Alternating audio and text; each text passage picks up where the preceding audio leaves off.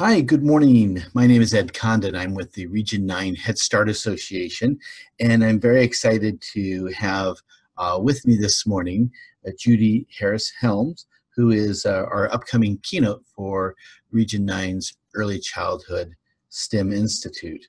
The Early Childhood STEM Institute is in its 7th year. Our theme for 2019 is Children as Conservators. This year we will be in Pasadena, March 25th through 27th. You can learn more about the Institute at region9hsa.org/learn. And today we're talking with Dr. Judy Harris Helm about her work. And Judy Harris Helm is helps teachers of preschool through 3rd grade. She integrates research into curricula through her consulting company, Best Practices, Inc. She is a national and international speaker and trainer on project work, engaged learning, documentation, and school design.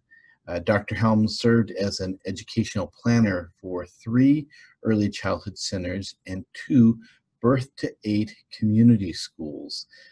Included are 9 books she's authored and co-authored. One is The Young Investigators, the Project-Based Approach in Early Years, The Power of Project, Teaching Your Child to Love Learning, a Guide to Projects at Home, Windows on Learning, documenting young children's work and teaching parents to do projects at home.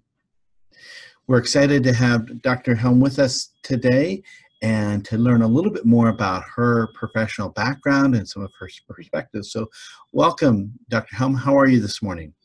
Well, I'm fine. Good. Looking forward to this. Wonderful. And we are looking forward to having you in Pasadena at the end of the month, and look forward to having you join us for our keynote session on a Tuesday morning. So Dr. Helm, let's jump right into it and ask you, what actually is STEM? Well, STEM is actually an acronym, and it's for science, technology, engineering, and math learning. STEM education became really a focus in 2007 when the Carnegie Foundation warned us that our children were not getting the skills that they needed to function really in a modern world. And since that time, we have had some major initiatives, including in early childhood, for increasing the learning in science, technology, engineering, and math for children. And how does that look in an early childhood classroom? Well, in an early childhood classroom, it's a little different than what you would find in elementary and upper grades. The difference is that the characteristics of the very young learner is one of integration, one of emotional involvement. So although we talk a lot about STEM learning for older children as increasing science activities or increasing technology activities, the young child learns in a very different way. Their natural way of learning is integration of science, technology, engineering, math, all together. And especially as they learn about things that are new in their world. We often forget that when you're talking about 3- and 4-year-olds, everything is new to them, everything. So if you talk about with a 3-year-old, winter, most 3-year-olds don't remember a previous winter. So their experiences are very, very new to them, and they're sorting out the world. So rather than now it's math time, now it's technology time, now it's time to do this, it's better if we go with the flow with the young child, which is integrated learning based on what they're really, really interested in. And when you speak of integrated learning, I understand that's in curriculum, but are you also thinking of integrated environments where their classroom environment carries this out as well? Right, yes. Let me give you an example. I'm going to talk a little bit about worms. Now, you could, in fact, have a lesson on worms, and you will often find this in early childhood written curriculum. They will talk about children learning about earthworms, and you might have some worms that you place in a science center, and you might put a magnifying glass there so that children can look closely at those worms. However, the young child integrates much more than just a separate center area.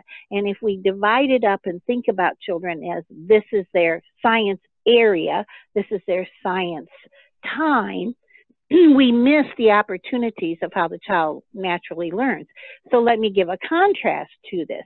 You're outside and it has rained, and when it rains a lot, the worms come to the surface, and often children will find worms out of the ground that are wiggling across sidewalks.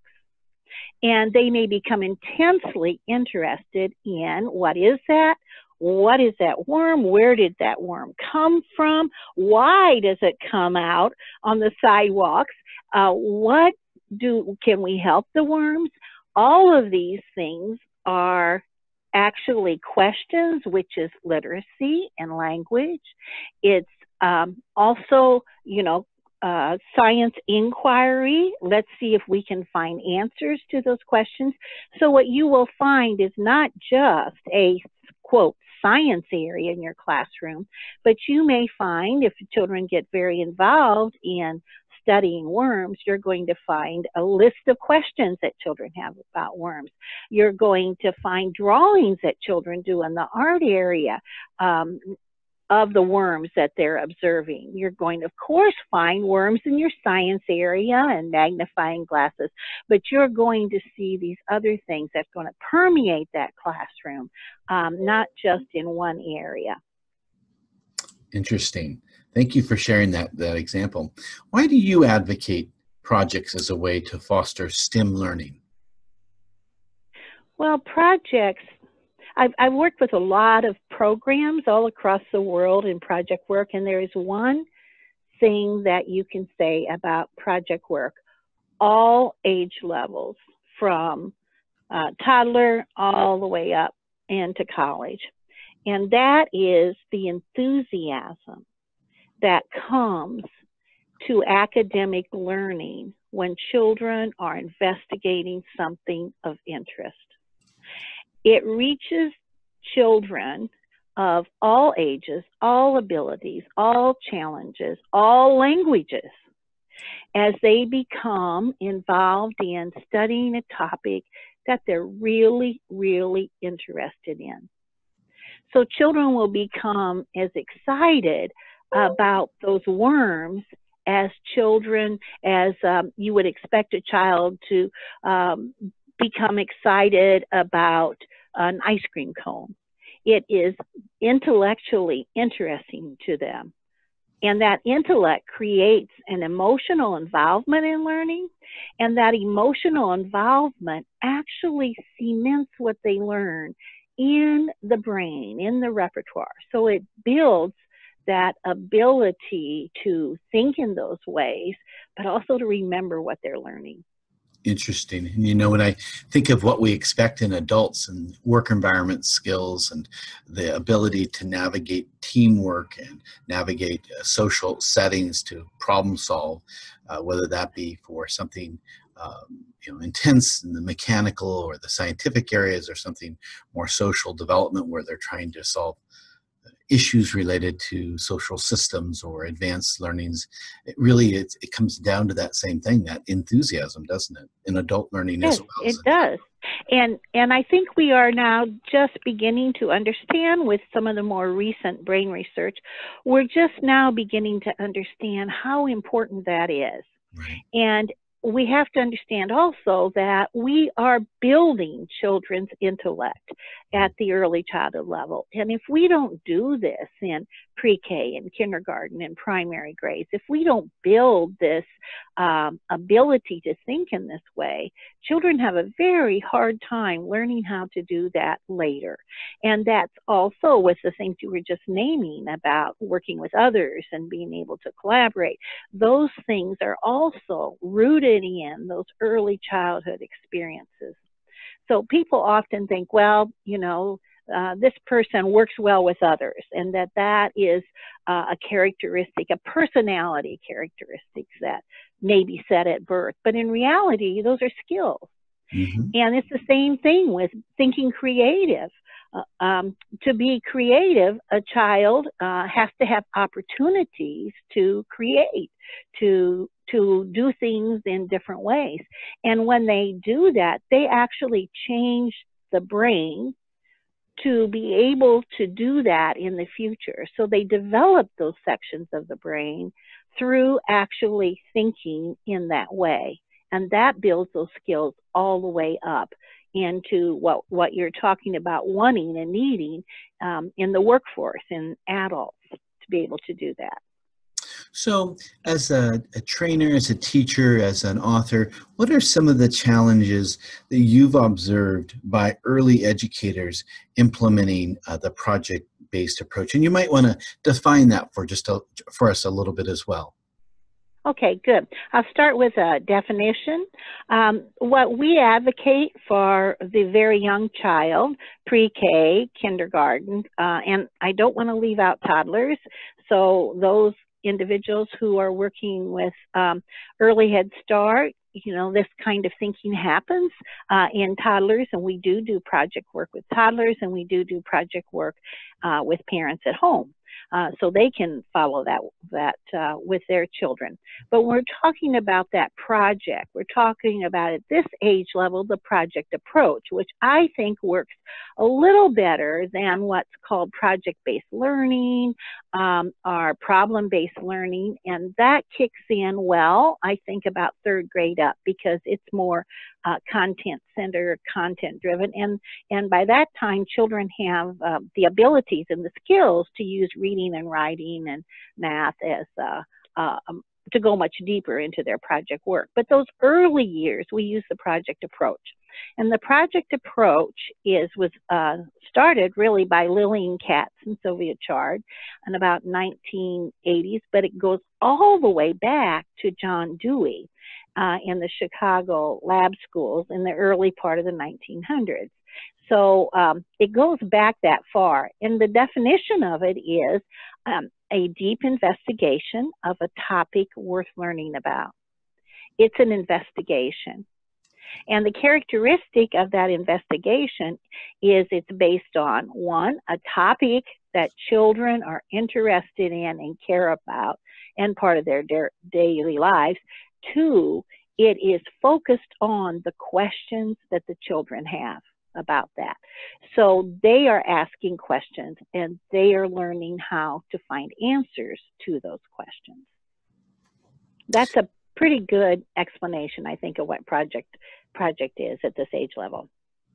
And some of the challenges that you've seen early educators in implementing this, or does this roll through a classroom with ease? There are definitely challenges. A new book that I'm working on right now is what we call, we kind of talk about it being a manifesto for engaged learning, because what we're finding is that in many programs, in many schools, and many parents buy into this too, that to get children to really develop those STEM skills, we need to push down curriculum to them. And we need to push down curriculum by being more specific as to this needs to happen when, and the child needs to reach this point of understanding at this age. And that cuts out quite a bit of that ability to follow child direction. So one of the challenges that we face in many of our pre-K programs is the tendency of some parents and administrators to really determine and to hold accountable teachers for teaching specific kinds of curriculum in a very accountable way. And we definitely want accountability for teaching and to teach well. But if we structure it in such a way that the first week in September, we are going to learn about fire trucks, then how does one follow the interest when children are excited and have 25 questions about worms? So it's a matter of time. And the more we fill the requirements of what goes on in the classroom with time allocations, then that's a real big challenge for them to do that. The other challenge that I think many teachers have is the ability to observe, the ability to watch what is happening in the child in terms of their interests and what they care about, and to be able to pick that up and run with it. And we often find teachers, well, this is what we're going to do this week, and then they may have a little side activity that children are much more excited about, much more aware of, much more involved in, and they have difficulty turning loose of that and following the child initiation of the learning. You know, I've always been struck with the thought that in our community, in our field, that programs who are dedicated to a particular curriculum approach and do so with enthusiasm and thoroughness and fidelity to that curriculum model, to that approach, whether it be this or others, really benefit the stability of that work environment. And I think there may be a connection between commitment to curriculum and retention of staff over the long run as a strategy. Oh, yeah, absolutely. Yeah, and let me interject here as you're talking about that, to not think about, and maybe some of the things that I said earlier you're kind of going that direction, is that the project approach is not a just follow whatever children are interested in. It doesn't work that way at all. The project approach is defined as the project approach because it's an approach to curriculum goals. Mm-hmm. You have to insert those curriculum goals in response to what the children are doing. And of course, you're going to choose your topics of instruction that are going to be natural connections with that curriculum. For example, worms is a very good topic because really it's learning about living things and what do living things need, and it's learning about the cycle of life, and that all fits into that science curriculum that they're going to be studying, and that they need those skills and that background knowledge for. One would not do a project on something like World Wrestling Federation, even though that may be of high interest to children. You're not going to do that.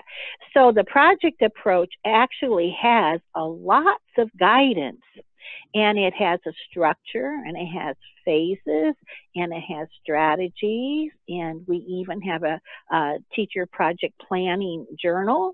And that fidelity that you're talking about comes to that curriculum by using those resources and those strategies and that structure. And that's how you get the fidelity that's so important. And I definitely agree with you that you have that cohesive approach, and everyone's, understanding, first of all, what is it that children should be learning? And how is it that children learn that best? And that has to be really embedded in there. It's excellent. And when I think of our commitment and Head Start to family engagement and really approaching this as a two-generational learning model, this really is great material to also reach out into the family, into their natural setting, to bring that family's interests and carry that interest back and forth between home and school and link that learning for greater engagement, isn't it? Yes, absolutely. In fact, I was just reviewing some research this morning, and I was seeing some research that where they were looking at families reporting differences in doing project learning, and they determined that the children's conversations at home increased about school, and there was definite interest in how much conversations happened at home when they were doing a project and when they weren't. So what occurred? Sorry. Go ahead. Just what occurred in your career? What was your Mm. pivot to move this direction as a young educator? What came to your attention? That's an interesting question. Um, I think, naturally came to learning in that way. Excuse me. One of the things that I experienced, and uh, I don't know how old you are, but there was a period of time back in the 60s and early 70s in which there was a great deal of interest in the British infant schools. Mm. And the British infant schools, in fact, were very much, the interest was so high, it was very much like the schools of Reggio Emilia were in the early part of, late 90s and early part of 2000. And what would happen is people would go to England to visit the British infant schools. And this was a result of the Plowden Report. The Plowden Report came out with what should be happening in their infant schools. And one of the things was the in-depth project work. Well, I had just completed my undergrad studies and also took the trip to England and observed in British infant schools and saw project work in process. I think I observed a fire truck project actually when we were in England. Mm-hmm. Later on, and Lillian Katz also, who also was, of course, who wrote Engaging Children's Minds, the first to outline the project approach.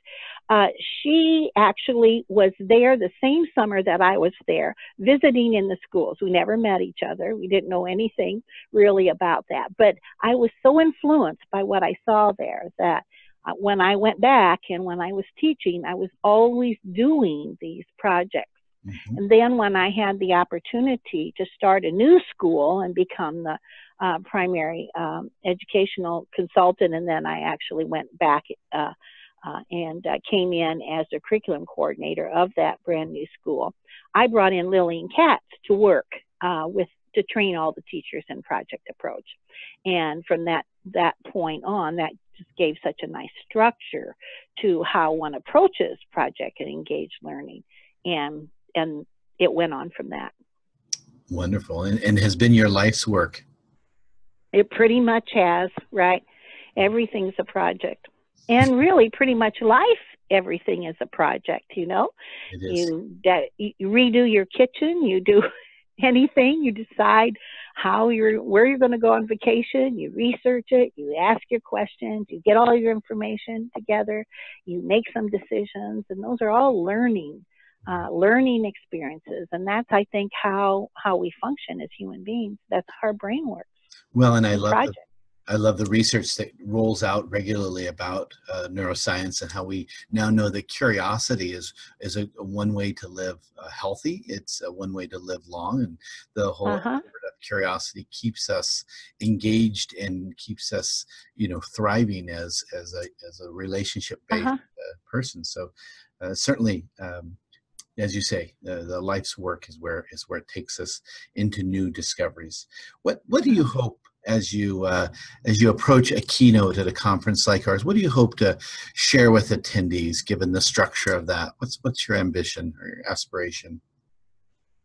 Well, I hope to open their eyes to how much learning can occur, and to not give up on engaged learning. I hope to inspire them by showing work that's done by other teachers, and I will be showing some toddler class projects. I'll be showing projects at the pre-K level, projects with children with special needs, projects with children who are learning a second language, and we'll see what these look like in the classroom. So in a keynote like this, I mainly want to help people understand what the possibilities are that they could do in their classroom and to inspire them.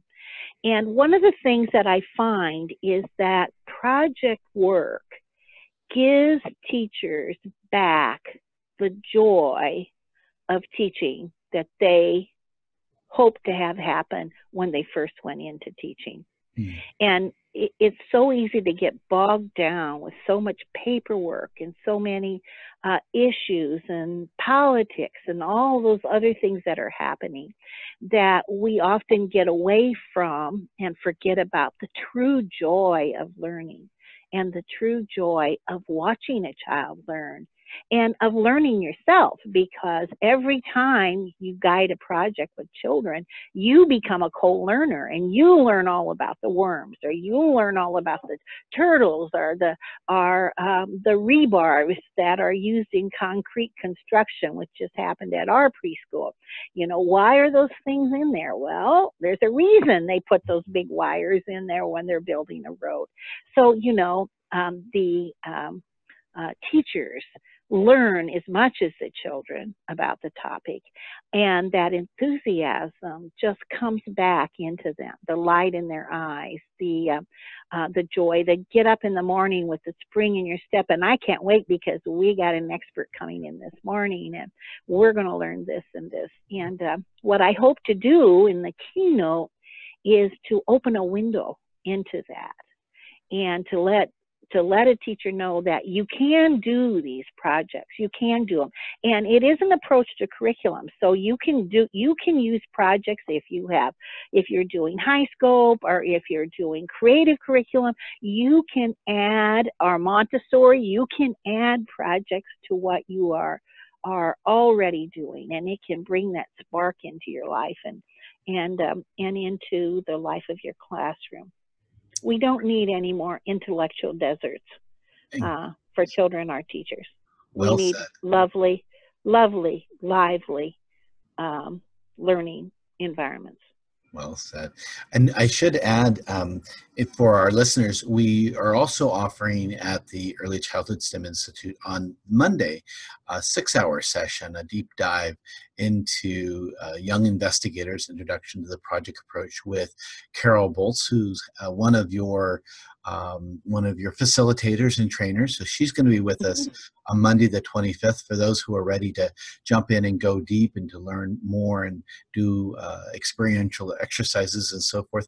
Can you share just a little bit from what you believe Carol will be covering in that 6-hour training? Oh, yes. Well, Carol will be doing the intro to the project approach. And with that introduction, teachers will learn about those strategies and the structures. They'll learn what topics are good topics, what topics are not so good. And they will learn how to get children to ask questions, how to teach children how to ask questions. They'll learn how to use a project planning journal that guides them step by step through their project in terms of this happens and these are questions you want to ask of the expert who's going to come, and this is a way that you can organize the information that you're getting from children, etc. So she's going to be basically walking them through doing a first project and what it might look like and what those resources are and how you would structure that. And our aim in a one-day training program like that is that teachers will come out of there with a good understanding of what project work is and how it integrates with their curriculum and how to tie in those curriculum goals. And they'll also walk out of there with a one-day and the project planning journal in their hands so that they can implement a project in their classroom on their own if they so do so. Excellent. And just to note, we do have a space available in that class for those who are interested. And again, you can find out more about our pre-institute session on the 25th with Carol Boltz, as well as the entire STEM Institute at region9hsa.org/learn. And so just a little bit more about your book, Young Investigators, authored with Lillian Katz, now in its 3rd edition. Young Investigators provides an introduction to the project approach with a step-by-step guidance for conducting meaningful investigations with young children.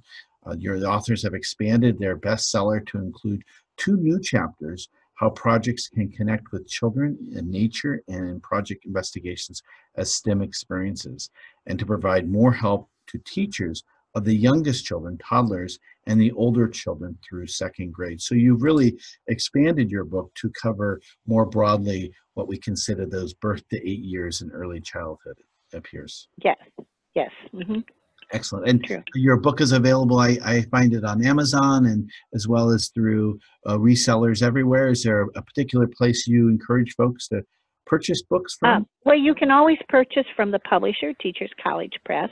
So you can always purchase directly from them, especially if you're buying a bulk number, like for a program. But other places, Barnes and Noble, other places carry it. Wherever you buy your favorite place to buy books, you'll find it there. I do want to mention one thing. You reminded me of it as you were talking about that, is I see your theme is on conservators. There is a chapter here on using project work to connect children with nature. And you know, children really will not, children will not be interested, and adults will not be interested in saving things that they do not love. And one of the ways that you learn to love something is by becoming familiar with it. And a good way to become familiar with nature is to study it in project work. Nice, wonderful, and wonderful to hear. And I also to share that you and your team are available as well to support programs who are taking this to a deeper level through your consulting practice, as well as through the institutes that you support with your various facilitators. Right, right. We actually have an institute that we run in the summer in Peoria, Illinois, center of the country. And it's a 3-day institute, and teachers learn how to do project work by doing project work. And they investigate a topic, and it's very popular. We have people from all over the world that come to that, and they actually get to see the classrooms and the outdoor nature area. They get to actually experience that. So we try really hard for our teachers to get an opportunity to see what it looks like. Well, again, I want to thank you for not just your time with us that we're looking forward to upcoming in March, but also your contribution more widely to our community of learners to early childhood education. And really, as each of us work toward creating a better space and experience for young children, their families, especially those children who are at various risks, we care so deeply about their readiness for school and life. So thank you for your contribution to those efforts. And we look forward to seeing you May 26th, 9 a.m. You'll be with us in Pasadena to kick off our STEM Early Childhood STEM Institute, and be with us to learn and to investigate. We'll see you soon. Okay, thank you very much.